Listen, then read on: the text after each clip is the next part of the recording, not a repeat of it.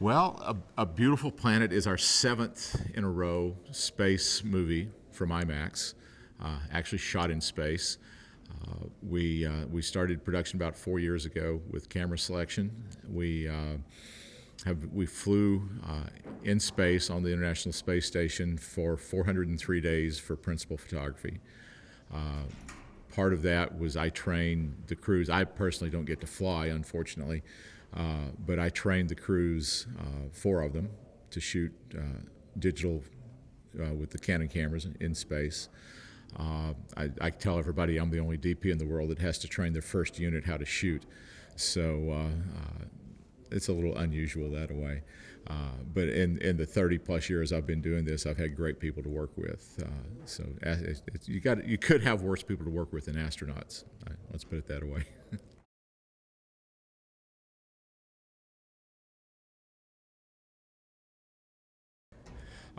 The astronauts are very quick learners, especially the technical aspect.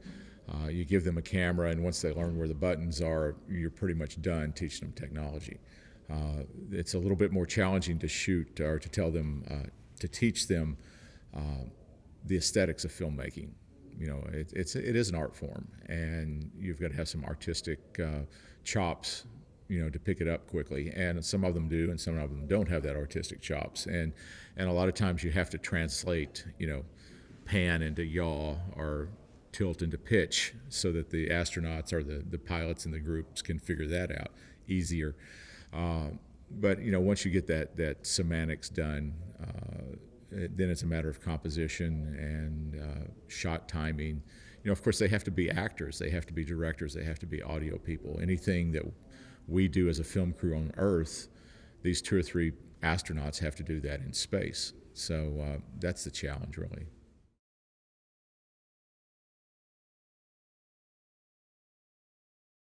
If you can do it in space, you can do it anywhere. The great thing about shooting in space, though, is you don't have to worry about dropping anything. It just kind of let go and it floats. But also, there's issues that zero-G brings with it. One of which is weightlessness. You can take a camera that weighs 50 pounds on the ground, you can't move it around very quick. That same camera in space, you can whip it around like anything because it weighs nothing. So it becomes a challenge to keep it from looking like your typical home movies of, oh, let's look over here, let's look over here, let's look over there, because you can do that so easily in space. And actually, if the astronauts tend to grip the camera too tight, they can even induce their pulse rate, the beat of their heart, into a bounce in the image. So there's a lot of things that you don't think of. Changing a lens, you put a lens on a camera and then you turn the PL lock on it. Well, that takes 2 hands. Well, you can't really hold the camera to keep it from floating away while you do that. So they pull the camera into their chest, lens squishes against the camera body, and then they can turn the lock. So it's all of things like that you really don't think of on the ground that you end up teaching them.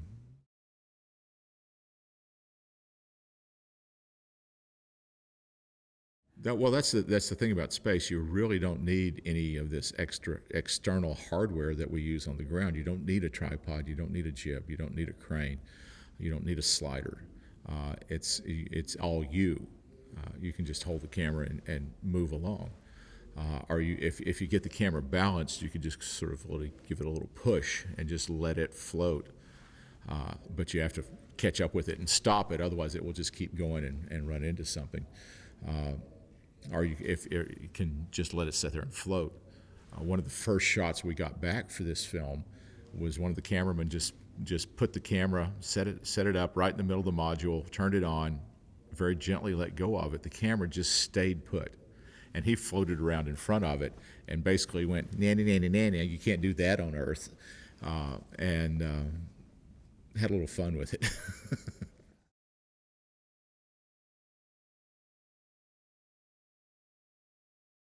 It's a very different class of cinematography, that's for sure, and it's one where you get a really great view of the Earth. You get a very dynamic lighting situation because you're going around the Earth 16 times a day, so there's There's 16 sunsets, 16 sunrises. Uh, Golden hour only lasts a couple of seconds. So there's a lot of lighting challenges involved.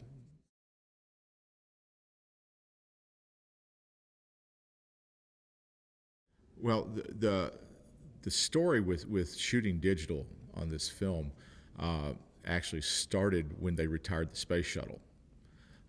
For all of our previous 6 movies, we use film. We shot on Kodak, 65 millimeter stock, which was, I mean, it's great. It's a beautiful image, but you're limited to how much you can shoot. You've got, 3 minutes of film weighs 10 pounds.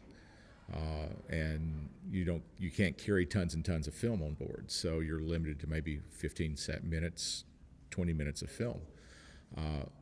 So when the shuttle stopped flying, we had to go to digital because we could not bring film back. There wasn't the space truck, which the shuttle was, that went up, came back with stuff in it. So we had to go to digital, which began us on a mission to find what is going to be the best digital system to use that will give us the highest quality image, because we're pushing everything out there. We'd be pushing way beyond any limit that it was intended for. And then that would be space friendly, would be astronaut friendly. And these guys are smart people, but they've got a ton of things going on when they're in space, when they're working, and photography is not at the top of that list. So you want to keep something up there that's very simple. So we tested many cameras. We tested things like the Phantom 65. We tested the Sony F65. We tested the Arri M. It was just new at the time, and the Canon C500, C300, 500s, and a Red Epic. And this was before the Dragon, so the Mysterium, or whatever that one was, against 65 millimeter film. So I had 6 cameras and all shooting the same thing at the same time. So we're doing apples to apples comparisons. Some of the cameras, got voted off the island because they were just too big or too power hungry, or too many buttons or too many memory choices. And it came down eventually to the C500 and the Red Epic. At that point, we went back and did the same test between those 2 cameras, and when it came down to it, the Canon was, for us, was the absolute best choice for that imager. And that was for our interior camera. We were shooting, for our exterior camera, we used a Canon 1DC still camera. The reason for that was with the full frame sensor, it is closer in its 1:50 aspect ratio to the native IMAX 144. So we didn't have to lose a lot of image size to fill the screen. That and shooting raw on it. Those were 2 of the things. We wanted uncompressed out of the Canon, so we are out of the C500. So we ran into the Kodak's Onboard S Plus and recorded raw uncompressed. So now for 30 minutes of footage, which might have been 30 pounds of film on an IMAX camera, 30 minutes is the size of a cell phone. And so it gave us a lot more opportunity to shoot. The C500 also recorded onto CF cards, recorded a 1080 proxy, which the crew downlinked almost immediately to us so we could see what they were shooting. The C500, the Kodak's data packs on the C500 would be flown back on a Dragon, SpaceX Dragon, so that rather than having to downlink terabytes and terabytes of 4K footage, was our original plan. So those were really what came down to. NASA flies a Canon XF305, and the menu system is very similar to the C500. So it wasn't a big learning curve for the astronauts to go to that camera. And the 1DC, I set the controls up on it to emulate as close as I could the controls on the Nikon cameras that NASA typically flies. So anytime you can take any extra learning out of the equation for the astronauts, you're that much further ahead. Because what happens, they get on space and they've gone through launch, they've gone through this other stuff, they're floating, they're learning how to deal with zero gravity, and they've got all this workload of the experiments that they have to do. You don't want them to have to really think about making the image for you. You want them to concentrate on what the composition is and getting the right subject matter. So keeping it simple was a big choice.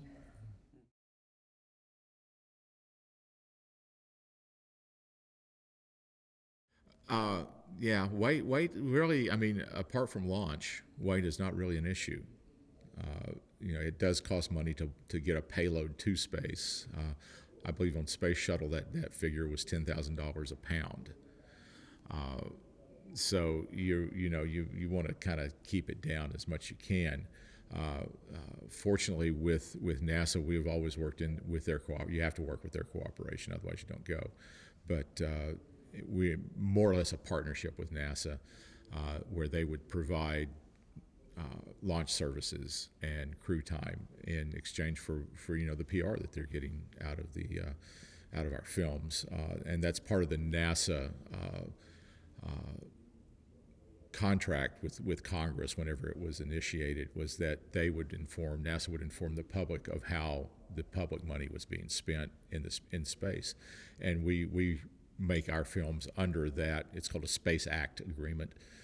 We make our films under that agreement with NASA. So literally, it's an act of Congress to get these films made.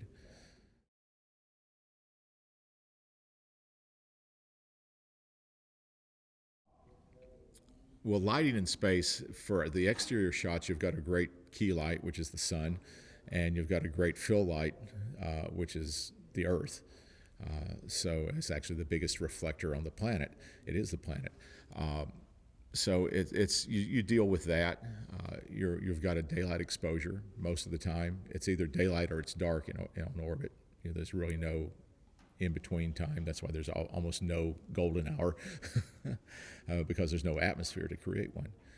And but inside, it's a real advantage to have the ISO that the digital systems offered us. So we used less lighting. On previous films, we flew, different forms of tungsten light, and then we actually flew HMI lights on space station. But now we're down to using, the small light panel bricks, which are the work lights that NASA uses, battery powered, so you can stick them anywhere.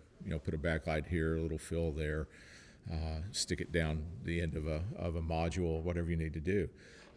It's fairly straightforward to do. It's just the astronauts have to take the time. Anything that you do on orbit, it just takes time, and that's what they have the least of while they're there. So, but the lenses, we flew the Master Prime, Area Master Prime 12, which is a 1.3 lens, which helped us a lot inside. Of course, then you're fighting the depth of field issue. And we also flew a 15.5 to 47 Canon CineZoom, compact CineZoom, which was a good combination. For the exterior camera, which for the 1DC, we flew the Cine Primes 14 and 24 millimeter. Our 24 was sort of our primary lens, very equivalent to the 40 millimeter on the IMAX 1570 format, which is our go-to lens most of the time on that system. So it worked out very well. I love the Canon Primes. The contrast was just gorgeous, and it was great to work with those. The first time I shot a picture through a Canon Prime, I think it was the 50. I looked at that and I'm going, wow, this is going to look good in space.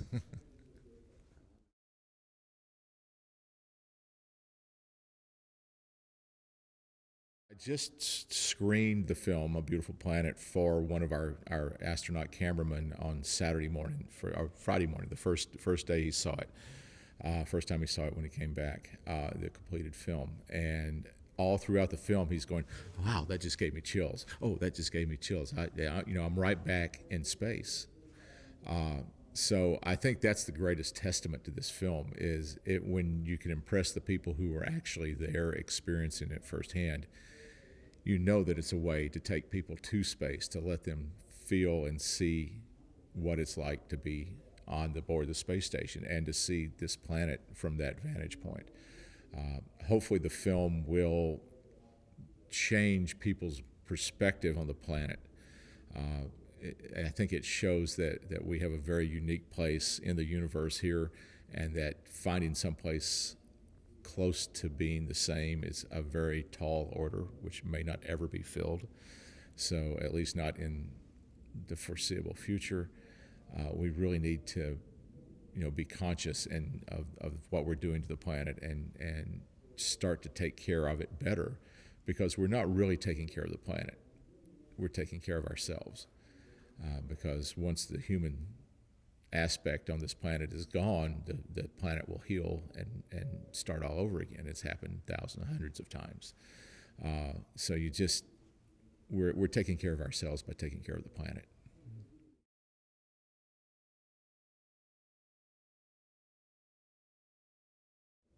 What's in the future with us? That's a good question. We're looking at going to Mars. NASA's looking at going to Mars. I was speaking with some people at NASA the other night, and they've got a robotic mission, hopefully, that will be funded, that will fly in 2020, which I think would make a very interesting film. It would be an interesting film to do because it would be all through robotics, without any human, hand on the camera doing it. So I'm very excited to hopefully get involved with that process. And there's other things. There's the return to U.S. human spaceflight with the new capsules that Boeing and SpaceX are developing. So that's hopefully coming down in the next 3 or 4 years, which can be a very interesting look at how we're moving into the future after shuttle. Because since shuttle retired, we've had to fly with the Russian Soyuz system. So anytime a human goes to space, it's on that vehicle. So to have another U.S. launch vehicle will be really good to have.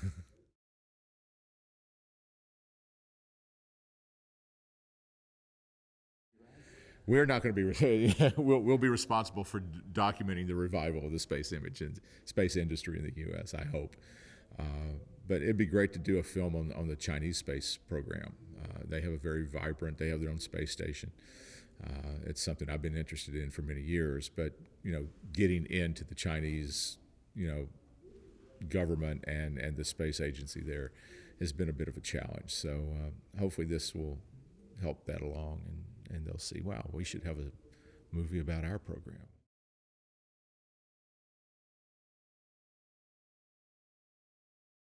No, don't blame me. Not my problem. Not my fault. Um, yeah, I don't think there are going to ever be a film is an artistic creation, and I don't know that robots can do that. We can tell them to make an image. We can't tell them to make a film, and I think that's the difference.